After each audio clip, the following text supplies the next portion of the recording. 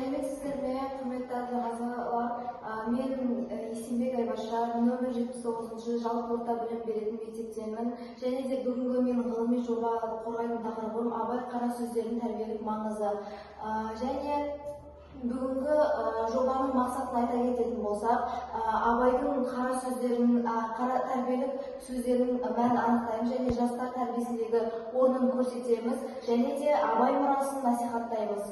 Және зерттеудің міндеттері, қара сөздердің мазмұнын зерттейміз және тәрбиелік ойларын талдаймыз, және қазіргі қоғамдағы маңызын анықтаймыз және оқушыларға рухани тәрбиелік берудегі рөлін көрсетеміз.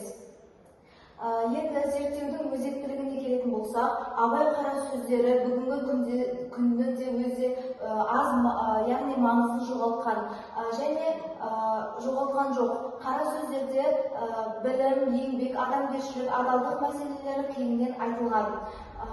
Және абай қара сөздерінің шығу тарихын айта кететін болсақ, абай 1890 мен 1898 жылдар арасында 45 қара сөз жазған. Және ол қара сөздерінде халықты тәрбиесі сөз болады. Қазақ әдебиетіндегі философиялық прозаның алғашқы үлгілерінің бірі. Және білімге шақыру. Яғни оның 19-шы қара сөзінде адам ата-анадан туғанында есті болмайды деп айта кеткен. Абай жастарды білім алуға, ғылым үйренуге және де ізденуге шақырады. Және еңбекке тәрбиелеу, яғни 17-ші қара сөзінде айтылған. Яғни 17-ші қара сөзінде ақыл, қайрат, жүрек туралы айтылады. Абай жалқаулықты сынайды және де еңбекті жоғары бағалаған дана кісі болған. Және адамгершілік тәрбиесі, яғни 5-ші қара сөзде әсемпаз болма, әрнеге абай адамды қарапайым болуға, сабырлы болуға және адалдыққа тәрбиелейді. Және ол, яғни зерттеу бөліміне келетін болса, қазіргі мектеп сауалнамасы нәтижесінде 70% адам қара сөздерді оқыған, ал 20% мектепте оқыған, ал 10% толық оқымаған.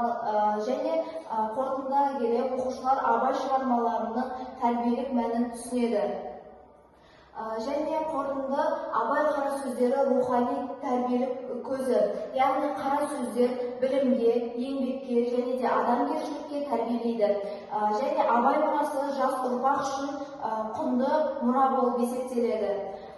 Яғни пайдаланылған әдебиеттер Абай Құнанбайұлы қара сөздер және де қазақ әдебиеті оқу